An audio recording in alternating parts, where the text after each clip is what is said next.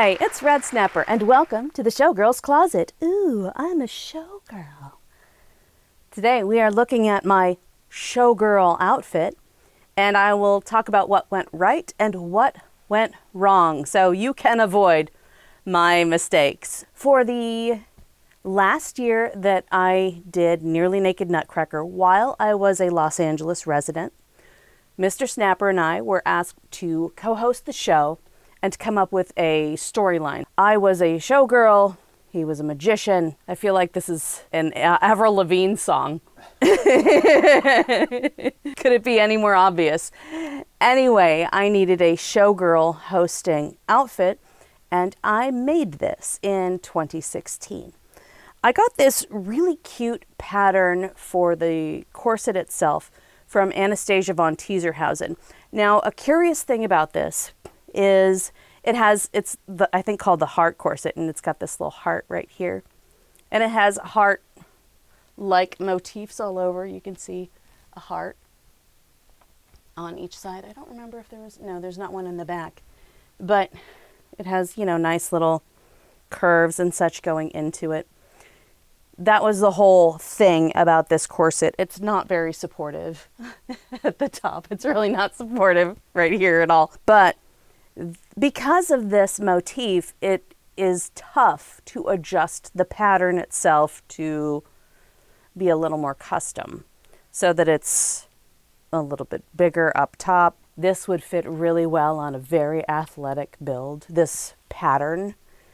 But they did have different sizes that you could make it, and I made it the different size. I was just a little more endowed than the pattern really accommodated, and I'm a little more endowed now. But I loved this look.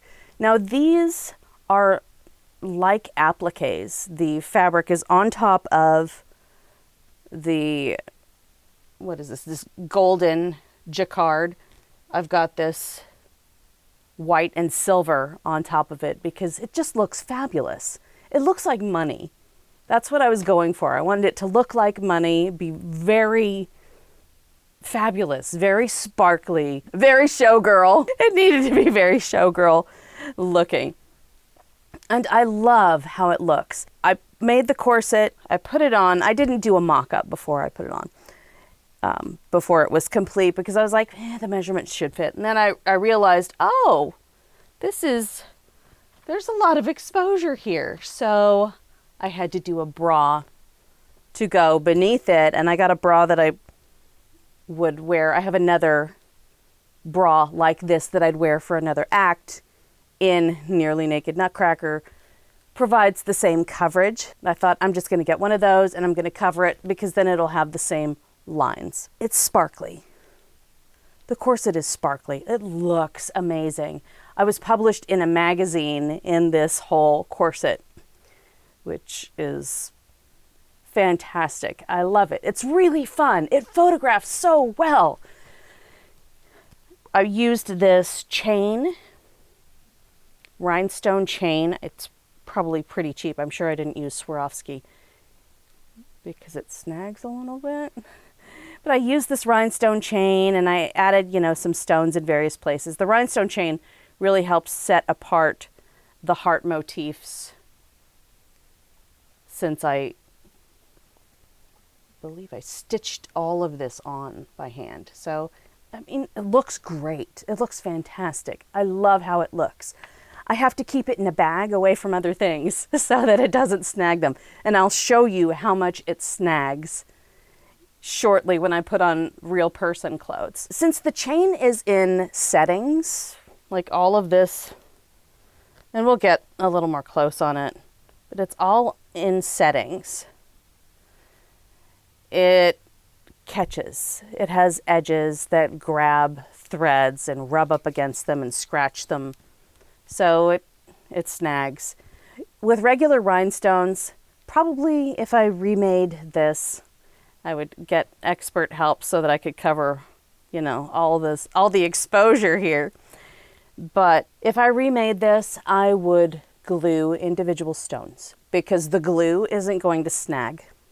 And you don't have the claw edges of the settings that will catch on other things. It's been recommended to cover stones like this that are in a setting in tulle so that they don't grab something, but that's a lot like spraying hairspray on a shiny clip because you don't want it to be as vibrant. That's something that they'll do in film and television, is if the clip is bouncing light, they'll put hairspray on it to dull it down a little bit. So that would be dulling down the shine, and the whole point is the shine. I'm not going to do that. Okay, the other major thing about this outfit before I take it off and I show you how it's put together and such is the foxtails. Because the foxtails are luxury. Now this ride's a little bit high since, I just unsnapped something. It's built so it's easy to get dressed in and potentially take off, even though I didn't get undressed from this on stage. So this is riding a little high because I made this for my 2016 body, and that was 9 years ago. So it's not sitting as low on my big old butt as it did then. It didn't, have this sit up so high. But these would give me something fun to play with, and they look fantastic. They have a nice little swish. I have a great photo of the backside of this as intended from the day that we did the Doodah Parade, which was super fun. So I have, this whole look. But the foxtails, they just look great. And this is more of the fabric that I got, that I used in my Snow Queen. I got extra fabric from Blue Moon Fabrics in downtown Los Angeles to have for foxtails. I thought, I should get some extra. And they've got a nice little wag to them. They are a little bit stuffed in the middle, not a lot, so that they would be plump. But they're not stuffed here. They're not stuffed down here. There's just like a little wad of polyfill right in here for the fullest part of the tail. Shoop, shoop, shoop. And I would play with them. I'd play with my foxtails because, come on, they're foxtails. I should play with them. Harvesting like actual fur is a problem. And I find that faux foxtails are a great way. There's amazing faux fur out there. It's not just the crappy faux fur that they had for the coats in like 1983 that everybody had with the athletic cuffs and, it's my rabbit coat, but it was really crappy faux fur. There's amazing faux fur out there like this. This is just, it's gorgeous. It's so attractive. I love it. And I have these attached to basically a cotillion and jacquard belt. So it's constructed kind of like a corset using the same fabrics because they're kind of heavy. I've got, how many foxtails do I have? How many foxtails do I have? I've got 5 of them. So that's a good amount of weight. This is not the lightest fur, but I love it. I love how it looks. It's so luxurious. And I could use my wrap from my Snow Queen if I needed. If I wasn't doing Snow Queen that night, I could absolutely take that. I could also grab I have these things out. I could grab my, cuffs from my Snow Queen outfit. I could even use these gloves. I swear though, I think I had gold gloves maybe, or gold fingerless gloves, gold gauntlets that I wore with the Showgirl, but I could just as easily, oops, snagging. What a mess, I'm a mess. Okay, I'm put back together. I could just as easily pair these gloves. This is silver and gold. You could just as easily pair these with this. And I had my little Showgirl hat, which did have blue on it. Very fancy. You talked about that in another video. I talked about the Showgirl hat in another video, which, that's really fun. The hat was kind of an afterthought because I had some extra stuff. I'm like, you know what? I'm going to make a hat. The hat will be even better. It'll be extra. I'm supposed to be extra with this whole look. And I didn't want to wear a full headdress because when we would do our skin act, you can watch that on Ben Brett's channel. I'm sure millions and millions and millions of views of this particular act. I think from the first year we did the Showgirl and the Magician doing the hosting, I think that's the version that has the millions of views. Anyway, I did hair stuff, so I'd have to take my hair down and, ooh, look at my hair, look at my hair. I could not have hair that was set up for that if I wore a headdress all night. Also, I needed to be pretty nimble because hosting the show, you have a script, but also you've got to vamp sometimes when you host a show because something is not quite going as planned. Even if you do tech rehearsals, that's just the nature of live performance. Sometimes it's like, oh no, we've got to set this thing, or it takes longer to put up this pole than anything else. So you got to be ready for anything. And running around with a headdress, like, oh, I have to go talk to the audience now. And then walking very carefully down the stairs, that's, no, a hat. A hat was so much easier to deal with than a headdress would have been. Okay, I'm going to take this off camera, and then I will show you some of the inside. Starting with the foxtails, I promised I would show you more of the inside. So it has that jacquard on the outside, and you can probably see these snags. If you can see how imperfect my fingernails are, I think you can see these snags here. Right. It's lovely. I said gold. It's like a champagne with yellowish, peachy undertones because, come on, look at me. Underneath, cotillion. Oh, look at that. The cotillion got some pilling, probably from rubbing up against different things. Huge snaps to attach. And you can see how many snaps I have on this thing to make sure that it stays. I didn't want to put 2 snaps and then have it just fall, but it's, I like this piece. Could I take it off and stroke on it? Probably. Does this seem a little awkward for stroking on the foxtails? Maybe, but could position. Look at how little time it took me to position it just right. Ooh la la. Not long at all for me to hide the base. And this could be used actually for a final pose. Oh, I'm so modest. Whoopah! I'm not so modest. Foxtails. Anyway, foxtails. Very easy to make. I just drew something quickly on a piece of paper. Thought, yeah, that looks about right. Pretty easy. And to stitch fur, I talked about this in the last episode, and I'm going to talk about it in the next episode. To stitch fur, you comb the edges of the fur into where the seam will take place, inside the edge, and you stitch with a zigzag stitch. And when cutting fur, you want to cut it with a razor blade from the back side. You don't want to go in with your shears. Although if you do go in with shears, I'll say not everybody has a razor blade or razor blade confidence.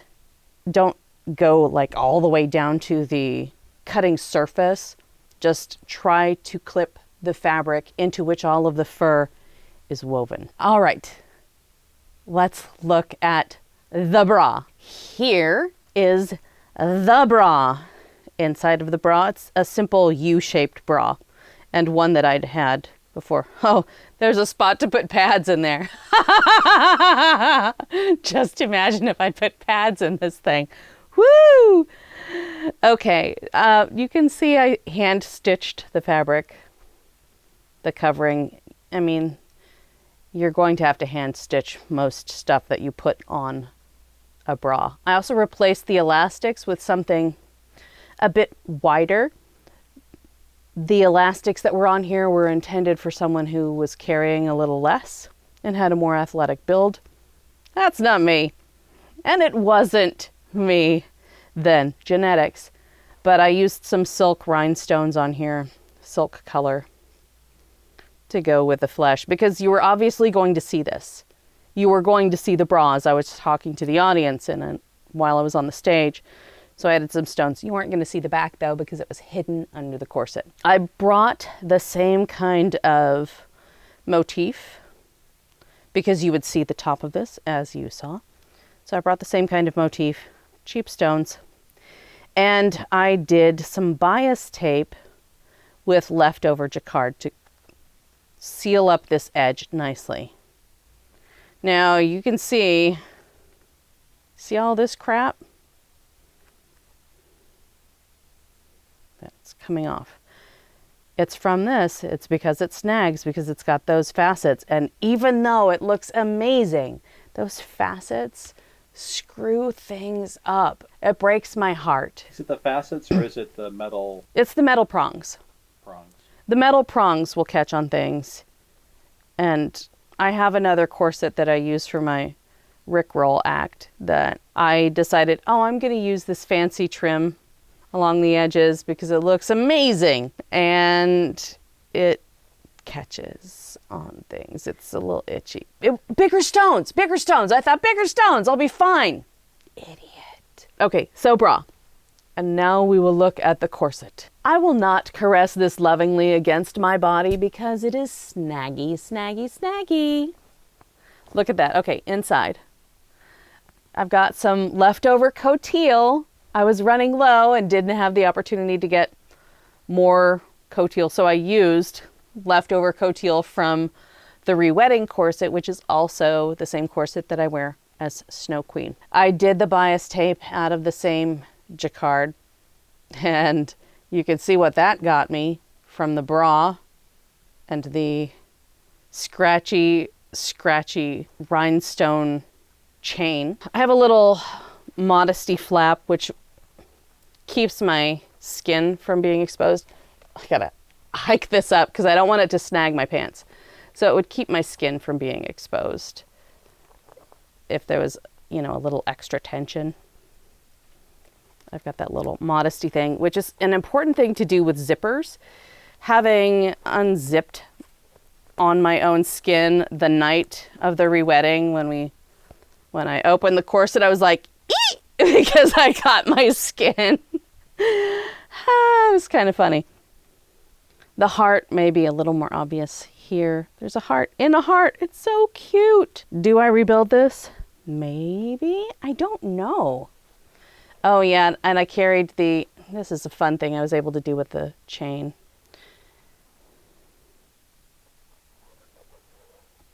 Emphasize the heart a little bit more, the heart shape. It's so darn cute, but snaggy. The corset needs to be a better size for me, who I am now. Part of growing older is recognizing, hey, I will never be 17 again.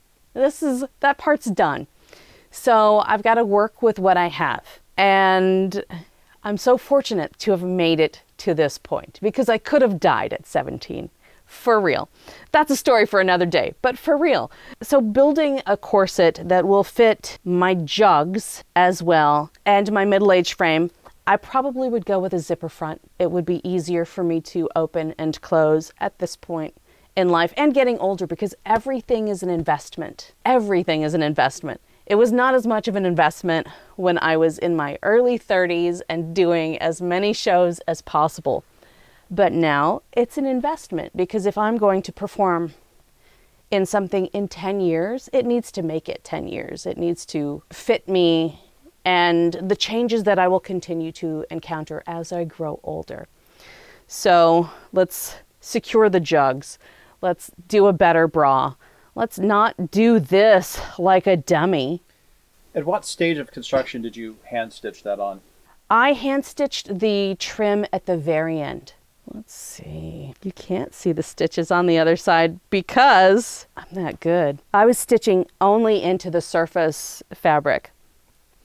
And what you need to know about this lovely jacquard that I have on here, I put interfacing on the back of it to make it a little sturdier and reduce the stretch. So in making corsets, interface that outer fabric, the shell fabric, if you will, interface that shit so that it's sturdy enough. It was strong enough to hold this. Oh, it looks like I've got some glue on here too. Ooh, Yeah, I did some gluing. So maybe my stitching is not that good, but I did some stitching on this sucker. And the bias tape, I couldn't reinforce the bias tape because bias tape is cut on the bias, which is the stretchiest part of a woven fabric. Knit fabrics are stretchy. Sometimes they have two-way stretch, sometimes they have four-way stretch. So four-way you can go diagonal as well as side to side and up and down. But bias tape needs to have flexibility because you use it around curves and weird edges, corset edges. So I couldn't reinforce that and make it even stronger. And I didn't want to use off-the-rack bias tape. I probably could, but I didn't want to. I do love it though. I love how it looks. Damn it. Should I remake this in a better size with an expert? I mean, maybe I should. If I get hired to host a show in this current weird entertainment, live entertainment time, then maybe I do want to have the Showgirl look all zhuzhed up.